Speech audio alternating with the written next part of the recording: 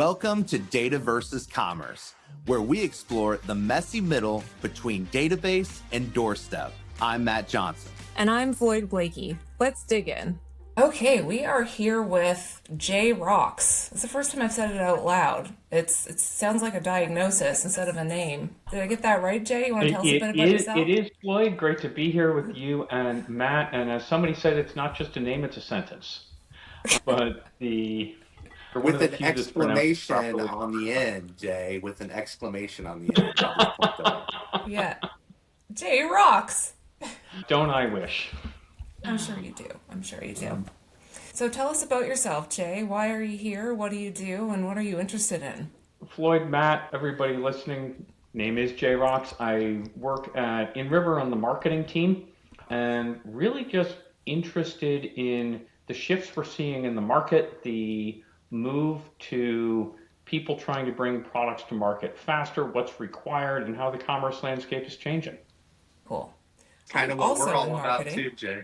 It absolutely is. And that's why we're having you on here. We're kindred spirits. And I'm also in a marketing role in my day job. And one of the exercises that I do on an ongoing basis is, listening into our own customer calls and some of our sales calls and really getting a feel for how prospects and customers talk about their problems. I think that's so important. And one of the phrases that I keep hearing, especially in the last 6 months, is this feeling of hitting a ceiling. They're, chugging along, but they feel like they've outgrown their tools or their processes. Everything is run by workarounds. Everyone's living inside an Excel spreadsheet, which I think is how most businesses operate.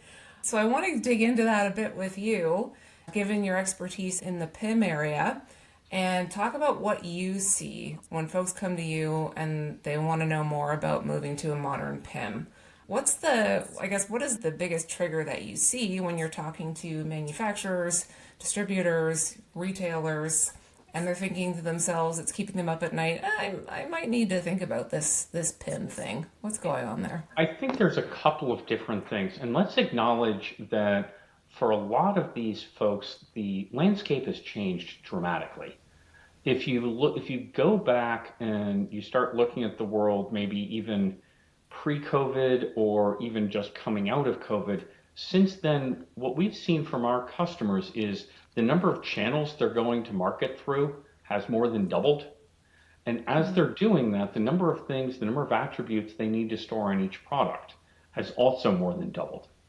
So it's a much more complicated landscape for people. And at the same time, there's a huge pressure, even for manufacturers, distributors, retailers, everybody, to be taking products to market more quickly and to be recognizing that value a lot faster.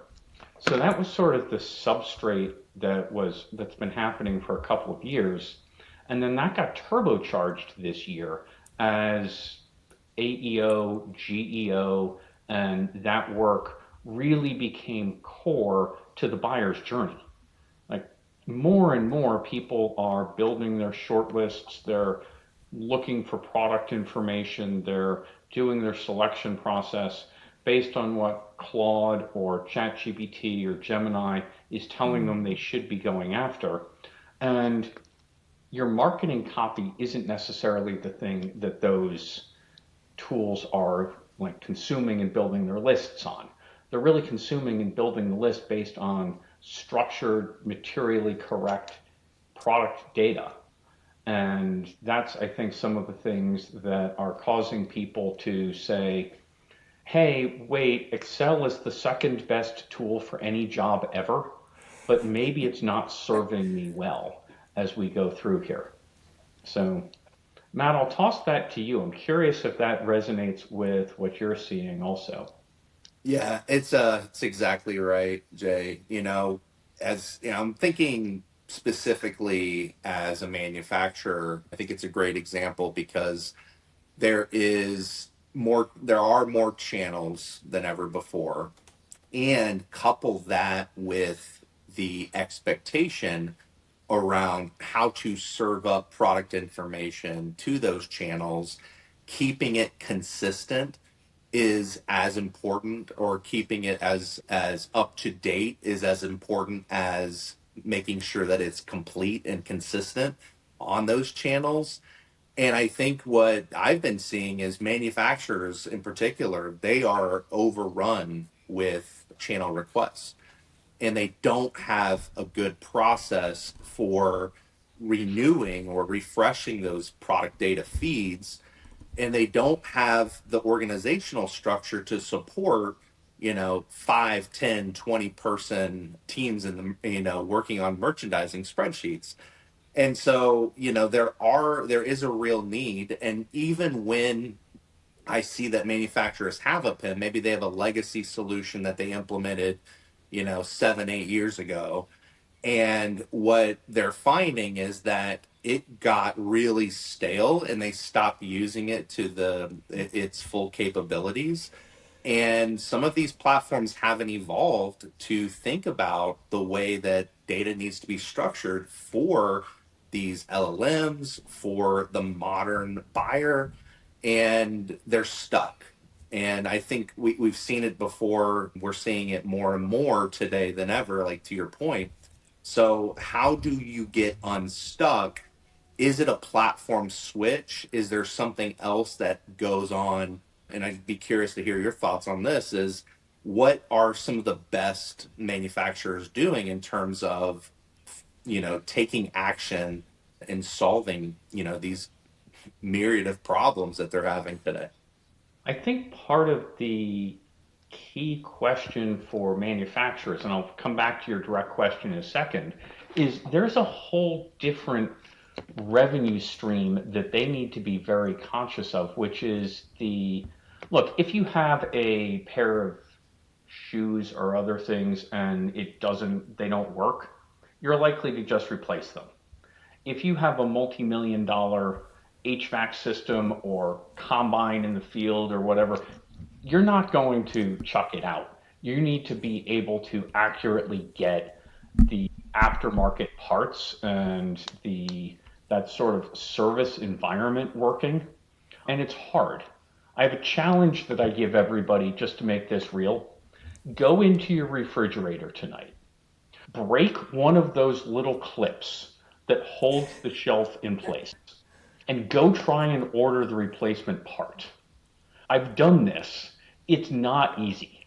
And so I think when you blow this out to a manufacturing level, we're seeing a lot of manufacturers that have woken up to the fact that, or have known for a while, but are having their PIM have to serve this entire environment of the aftermarket parts and replacements. I think when we're seeing the people who are doing the best on this is when they realize this is really a layered project. It's what's your underlying data foundation?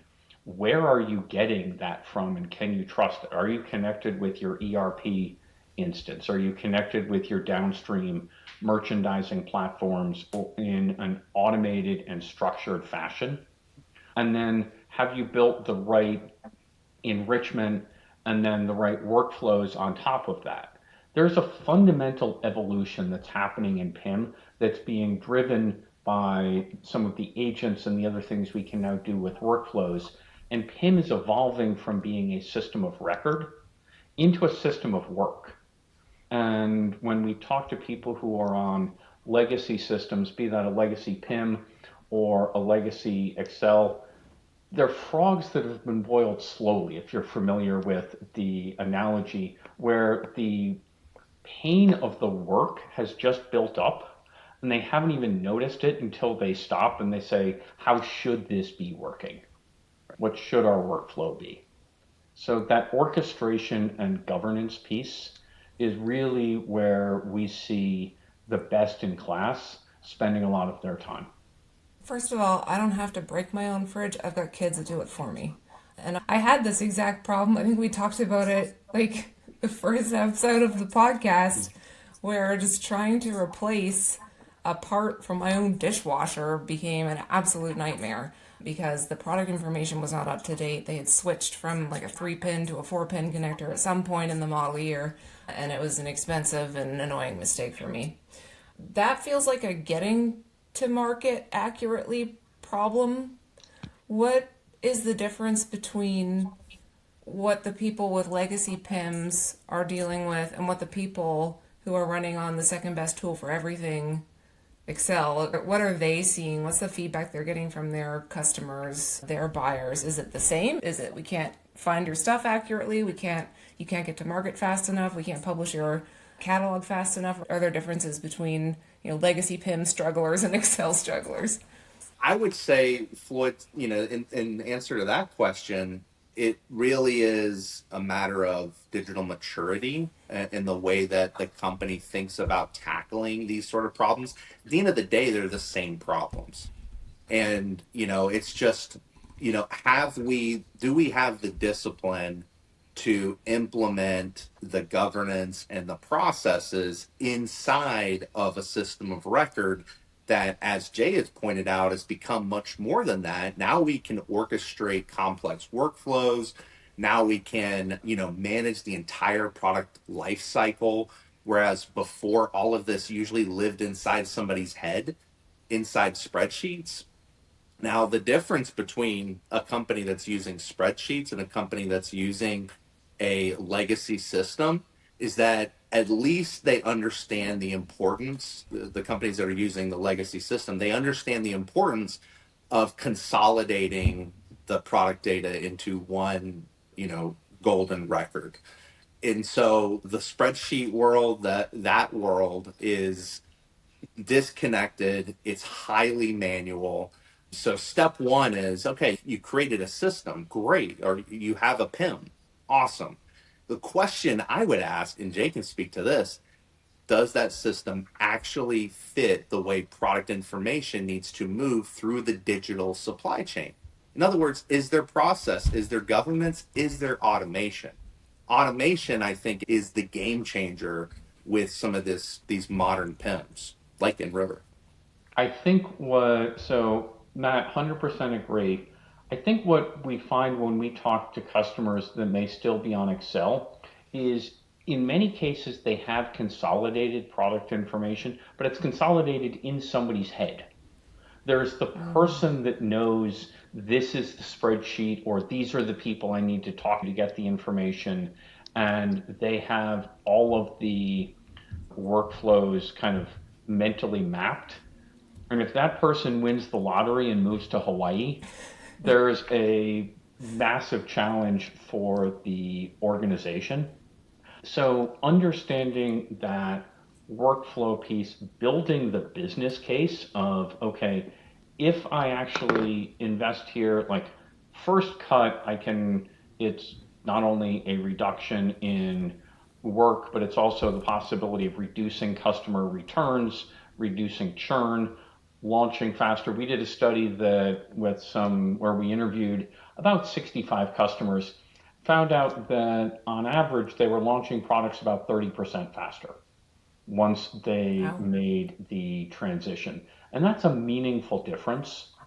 When we're talking with customers that are looking to make this transition or considering it, one of the questions I always ask is, okay, of the SKUs that are publish ready, that should be available to be sold, what percentage of them actually are?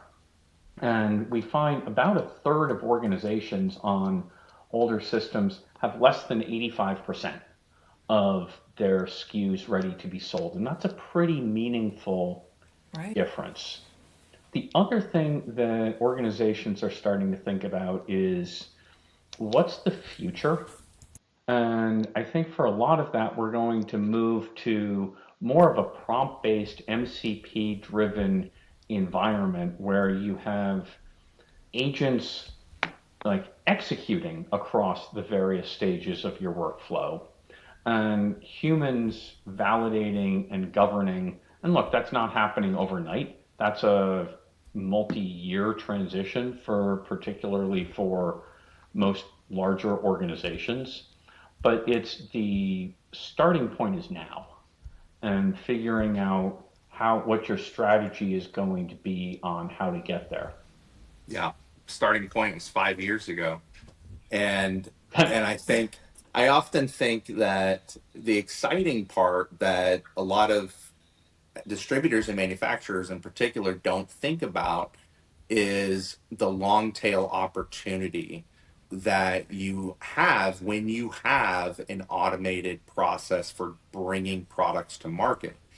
And I think you pointed out rightly, Jay, like we are displaying, and I say we as an industry, because I throw myself in here as being guilty in the past. We display a fraction of what our customers actually need.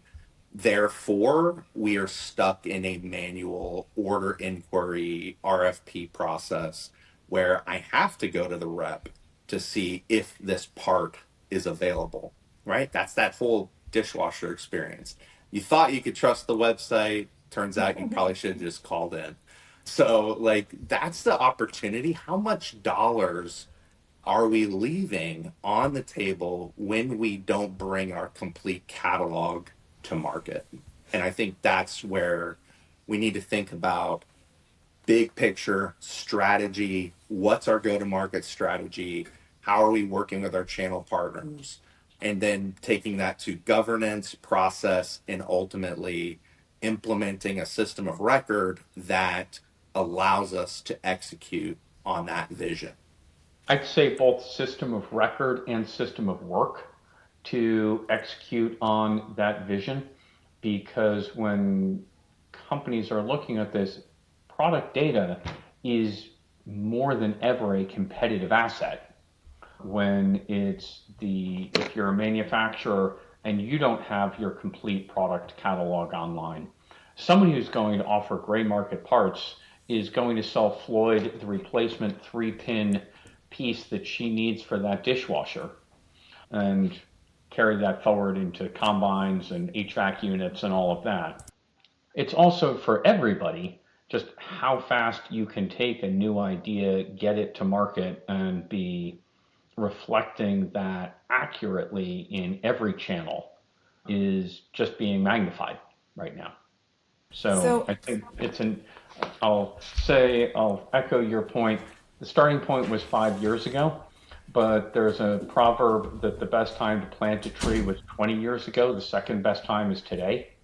So for organizations that haven't started this transition, they're not alone. There are many who are in that same boat and are starting to figure out what their strategy is. Love that. so if I'm like a VP of merchandising, or if I'm a leader in channel sales, or if I'm a CTO, something I'm hearing a lot about, sellers who are missing out on sales because their products and their product information is not ready for agentic or for LLM search. They don't know that though, right? Because you don't get the bounce rate on your website anymore. You don't get the digital tells that the sales aren't happening. So how could I, as someone in that kind of position, understand what is being left on the table? What are the dollars being left on the table, to Matt's point? How do I know that? I have an exercise that I love that I would encourage any merchandising manager to go through. Staple yourself to an order. Take something that your team is looking to take to market and follow absolutely every step of the process and what the results are. I've always found it incredibly eye opening, the difference between how the process should work and the workarounds that have developed that make it sort of work, but may be causing a huge amount of latent pain. I would also just suggest that people take advantage of some of the free tools that are available just to get a quick pulse check. I know we're working with customers and interested parties on doing AEO assessments, just free, quick, like here's how you actually show up in an answer engine. And it's a very insightful, like, here's an anchor point for just understanding current state for how you're showing up in modern commerce. And there's a lot of different things organizations may choose to do from there. But having that understanding of the workflow and understanding of how you're perceived in the market are the key points. I often think that, part of the advantage that we have today is the difficult work that used to be required to get people in the room or to, like you say, staple yourself to the order, to the workflow. It can be so amplified with AI. And in a lot of times people would come to us and that's where we would start is we would say, let's map out the digital supply chain. Let's map out all of the processes that are required to take something to market. And let's identify the points of friction. Theoretically, you could do all of that, within a few days, right? By ingesting data from your own organization around your operations, put that into an LLM, create the process, take that to a system integrator like us or somebody, and say, this is my process. Let's re engineer it and let's start implementing the system of work that is going to help me eliminate all of the manual friction so that I can tackle that list of stuff that we never get around to actually doing. It's not about, and this is a great example of where, in merchandising, this is definitely not a case where AI is replacing anybody. This is a role that has needed significant automation for a long time, and we can be a multiplier. We, like, as if I'm AI, I can be a multiplier for these departments, these organizations. It's very exciting times. This is one of the hardest problems in B2B. I think we're just going to call it MI, Mat Intelligence, as opposed to AI. But I Yes. agree with you. It's the opportunity for people to start to automate things that have been a challenge for a while for many people. This has been super interesting, Jay, and I feel like there's a whole other data layer to dig into, and I'd love to have you back to do that. I look But forward to part two, Floyd. yeah, part two, and then part three, we debut your rap alter ego, Jay Roxe. I'm already working on that. I can handle the branding, don't worry about it. I've got you covered. But before we wrap up part one, can you tell listeners, where to find you and how you might be able to help them on their product information journey? Yeah, I'd love to have people come to inriver.com, and there's a host of resources there, both around best practices, research that we've done that can be useful as people are coming up to speed on PIM or understanding some of the best practices, and then also reach out about the AEO assessments that I mentioned earlier, and an opportunity just to get that snapshot of where you are in the market today. Thank you, Jay. It's been a pleasure. Thanks for tuning in to this episode of Data versus Commerce. New episodes drop weekly. So if you're responsible for any part of how products get from a database to a doorstep, subscribe now on Apple, Spotify, or wherever you listen.